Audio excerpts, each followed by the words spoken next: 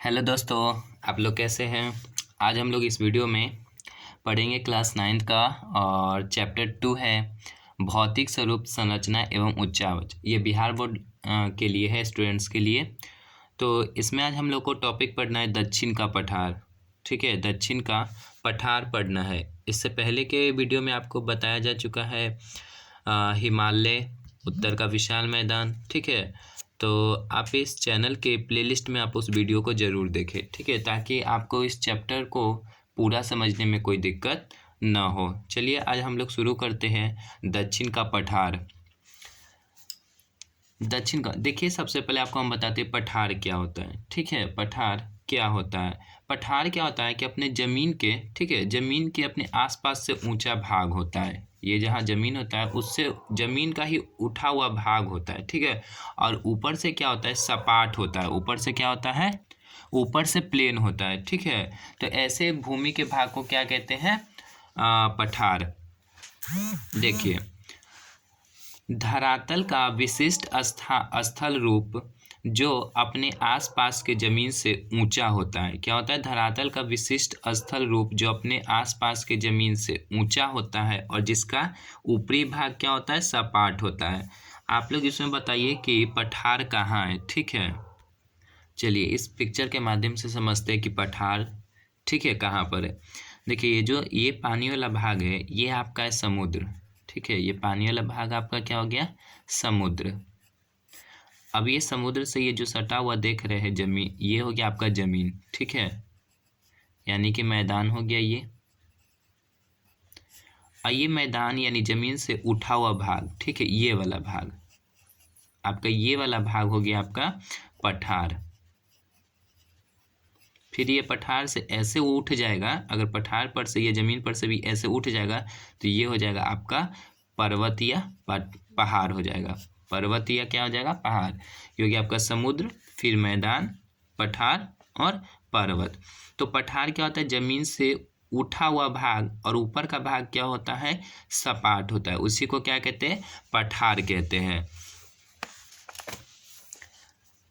दक्षिण का पठार या प्रायद्वीपीय पठार आकृति की दृष्टि से त्रिभुजाकार है। चलिए अब इसको आप लोग मैप में देखते हैं।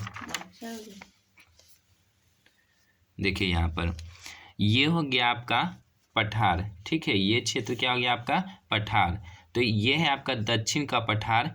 ये कैसा है, आकार में त्रिभुजाकार है। ठीक है, यहाँ से देखिए ऐसे करिएगा तो ये कैसा बनेगा, आकार में त्रिभुजाकार बनेगा। ठीक है, भारत का नीचे वाला भाग भी क्या है, त्रिभुजाकार ही है।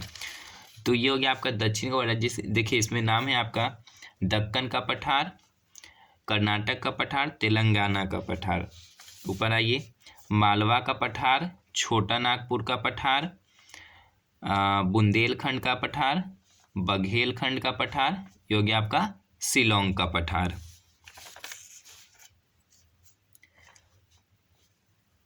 तथा प्राचीन गोंडवाना भूमि का अंश है। तो जो दक्षिण का पठार है वो किसका भाग है, गोंडवाना लैंड का। ठीक है, आज से बहुत करोड़ों वर्ष पहले क्या था, जो पृथ्वी था, पृथ्वी पर, ठीक है, भूमि धरातल पर केवल एक ही भूमि था। ठीक है, भूमि का केवल एक ही हिस्सा था। भूमि का केवल क्या था, एक ही हिस्सा था, जिसको पेंजिया कहा जाता था। ठीक है, जिसको क्या कहा जाता था, पृथ्वी पर एक ही भूखंड था जिसका नाम पेंजिया था। वो क्या हुआ, दो भाग में टूट गया, एक उत्तर में और एक दक्षिण में। तो उत्तरी भाग कहलाया लारेशिया या अंगारा लैंड। उत्तरी भाग क्या कहलाया, लारेशिया या अंगारा लैंड, और दक्षिणी भाग आपका कहलाया गोंडवाना लैंड। तो जो दक्षिण का पठार है वो किसका भाग है, गोंडवाना लैंड का। दक्षिण का पठार ये किसका भाग है, गोंडवाना लैंड का। गोंडवाना लैंड।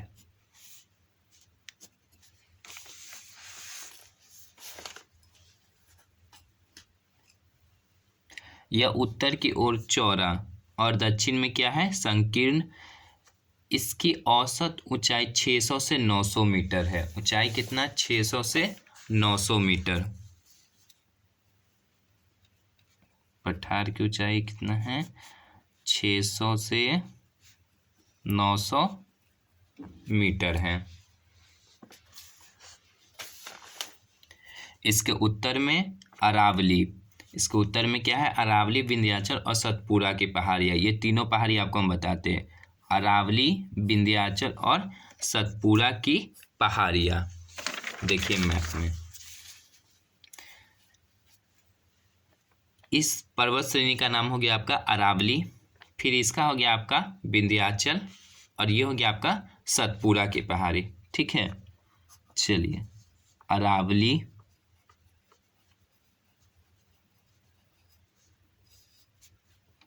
विंध्याचल,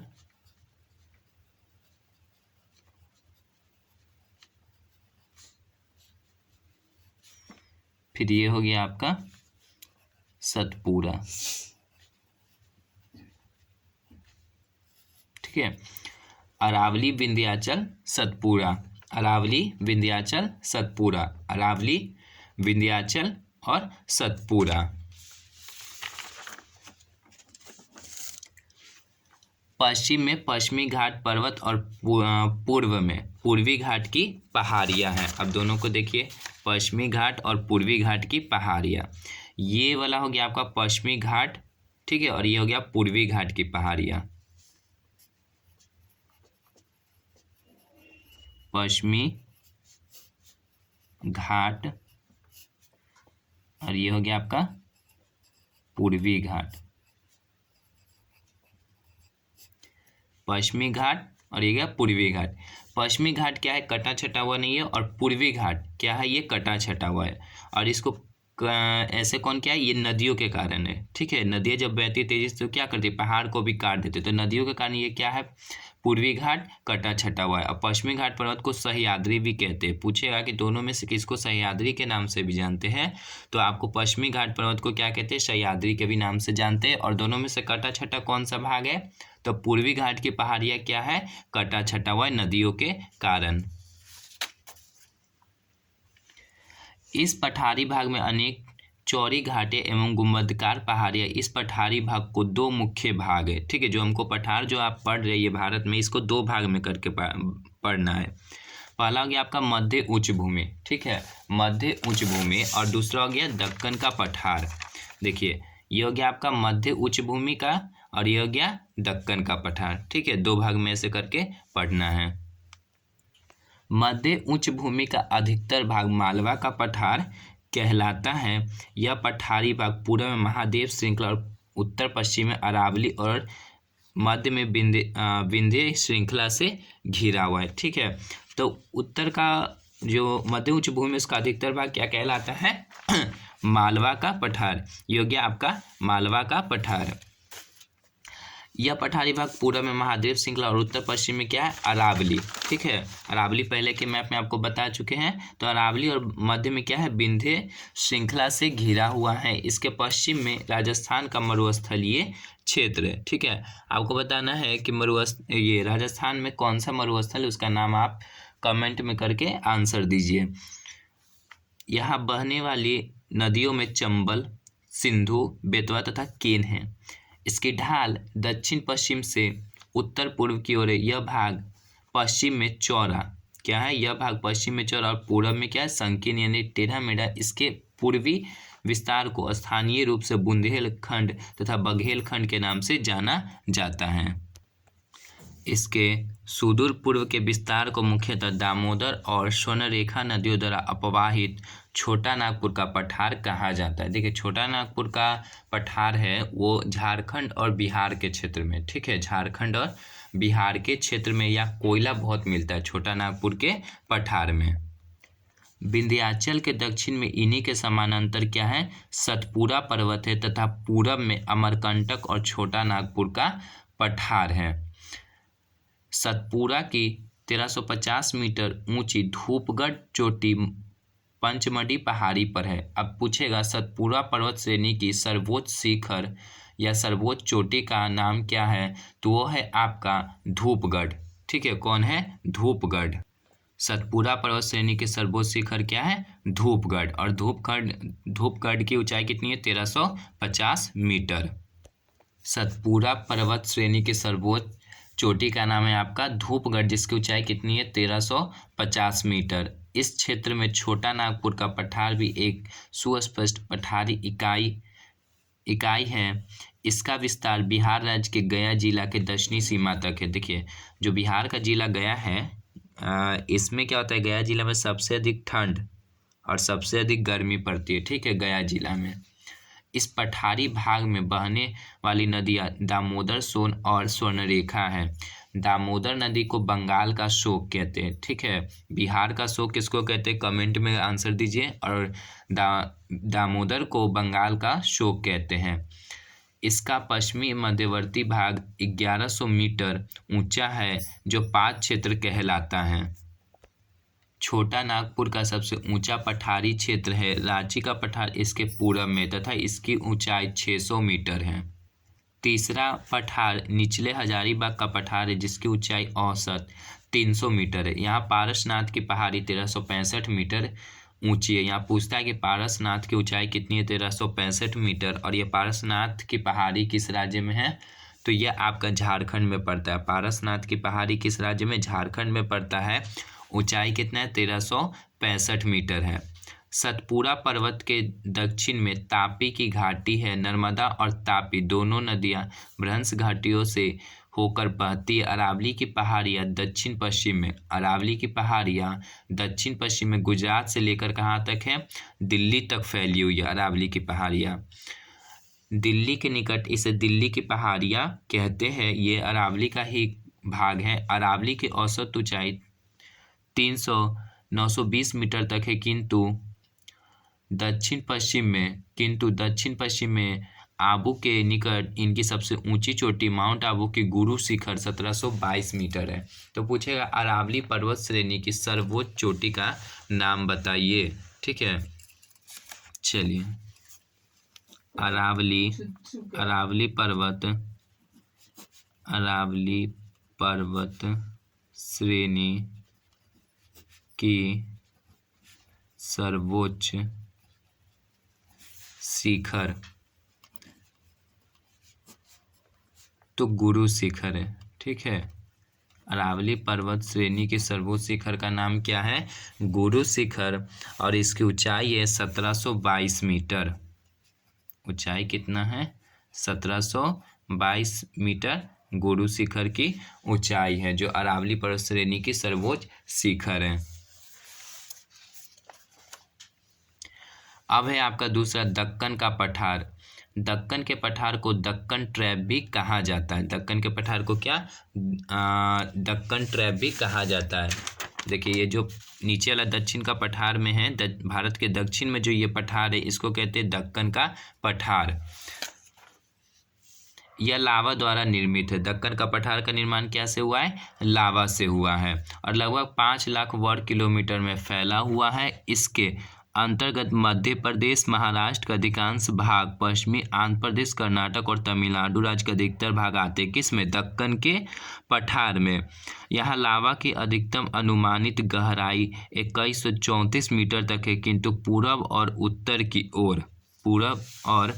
उत्तर की ओर इसकी गहराई अपेक्षाकृत कम है। पश्चिमी घाट पर्वत उत्तर में तापी नदी के बाएं तट से होकर दक्षिण में कन्याकुमारी अंतरिप तक 1600 मीटर की गहराई लंबाई में फैला हुआ है। इसे सह्याद्री की पहाड़ियाँ भी कहते हैं। किसको, पश्चिमी घाट पर्वत को। पश्चिमी घाट पर्वत को क्या, सह्याद्री की पहाड़ियाँ भी कहते हैं। यहाँ 4 प्रमुख दर्रे हैं उत्तर से दक्षिण के, क्रमशः थालघाट, भोरघाट, पालघाट और सिनकोटा। दक्षिण देखिए, दर्रा जो होता है पहाड़ के बीच का आने जाने का रास्ता होता है, ठीक है, पतला रास्ता होता है, उसी को क्या कहते हैं, दर्रा। दक्षिण की ओर पश्चिमी घाट पर्वत नीलगिरी की पहाड़ियों द्वारा पूर्वी घाट से मिल जाता है, ठीक है। तो कहेगा क्वेश्चन कि पूर्वी घाट और पश्चिमी घाट का मिलन स्थल कौन सी पहाड़ी है, ठीक है। पश्चिमी घाट ये हो गया आपका पश्चिमी घाट, और पूर्वी घाट के मिलन स्थल कौन सी पहाड़ी, तो ये पहाड़ी, ठीक है। यहाँ पर आकर क्या होती है, मिल जाती है, पश्चिमी घाट और पूर्वी घाट। ये आपका पहाड़ी का नाम है, ये हो गया आपका नीलगिरी की पहाड़ी, ठीक है, नीलगिरी। नीलगिरी की पहाड़ी में क्या होती है, पश्चिमी घाट। पश्चिमी घाट और पूर्वी घाट आकर मिलती है, कौन सी पहाड़ी, नीलगिरी। पश्चिमी घाट पूर्वी घाट किस पहाड़ी से मिलती है, नीलगिरी की पहाड़ी से, हो गया मिलन स्थल। ठीक है, अब पूछेगा कि नीलगिरी की सर्वोच्च चोटी का नाम क्या है, नीलगिरी पर्वत की सर्वोच्च चोटी का नाम क्या है। तो नीलगिरी की सर्वोच्च चोटी का नाम है दोदा बेटा। ठीक है, नीलगिरी की सर्वोच्च चोटी डोडा बेटा। नीलगिरी की सर्वोच्च चोटी का नाम क्या है, डोडा बेटा। अब इसकी ऊंचाई कितना है, डोडा बेटा की ऊंचाई कितना है, तो डोडा बेटा की ऊंचाई 2637 मीटर है। 2637 मीटर, डोडा बेटा की ऊंचाई कितनी है, 2637 मीटर है। यहाँ की सबसे ऊंची चोटी दोदा बेटा 2670 मीटर ऊंचा है, लेकिन दक्षिण भारत की सर्वोच्च शिखर कौन है, अनाईमुडी है, जिसकी ऊंचाई कितनी है, 2695 मीटर है। कहेगा क्वेश्चन ये आ चुका है कि दक्षिण भारत की सर्वोच्च शिखर, ठीक है, कौन है, अनाईमुडी। ये क्वेश्चन बार बार पूछ लिया है, दक्षिण भारत की सर्वोच्च शिखर कौन है, अनाईमुडी, जिसकी ऊंचाई कितनी है, 2695 मीटर। ये अनाईमुडी जो पर्वत शिखर है ये आपका पड़ता है केरल में की पहाड़ी पर स्थित है। पूर्वी समुद्र तटीय मैदान के समानांतर महानदी की घाटी से दक्षिण में नीलगिरी तक दक्षिण पूर्वी दिशा में 1800 किलोमीटर की लंबाई में पूर्वी घाट पर्वत फैला है। यह पश्चिमी घाट से बिल्कुल भिन्न है, यह अधिक कटा छटा है। ठीक है, पूर्वी घाट क्या है, अधिक कटा छटा है तथा पहाड़ियों के रूप में है। उड़ीसा में महेंद्रगिरी पहाड़ी का है उड़ीसा में, उड़ीसा का भी नया नाम ओडिशा है, और इसकी राजधानी क्या है, भुवनेश्वर। आंध्र प्रदेश में नलामलई, पालकोंडा तथा तमिलनाडु में अन्नामलई। तमिलनाडु में क्या, अन्नामलई। तमिलनाडु की राजधानी क्या, चेन्नई। पचामलई, शिवराय, पलनी तथा वेलंगिरी पूर्वी घाट की प्रमुख पहाड़ियाँ। ये सारा क्या है, पूर्वी घाट की पहाड़ियाँ हैं जितनी है। महेंद्रगिरी कहाँ, उड़ीसा में है। ये पहाड़ियाँ महानदी गोदावरी, कृष्णा और कावेरी नदी द्वारा क्या है, पृथक है, मानी ये नदियों के बहने के कारण क्या हो गई, ये सब पहाड़ अलग अलग हो गए हैं। ये नदियाँ उपजाऊ मैदान तथा डेल्टा का निर्माण करती है। यह आपका दक्षिण का पठार खत्म हो गया। अगला टॉपिक है हम सबका तटीय मैदान। तो आपको जल्द ही इस अगले वीडियो में तटीय मैदान बताया जाएगा। ठीक है, इस वीडियो को आप शेयर करें, लाइक करें।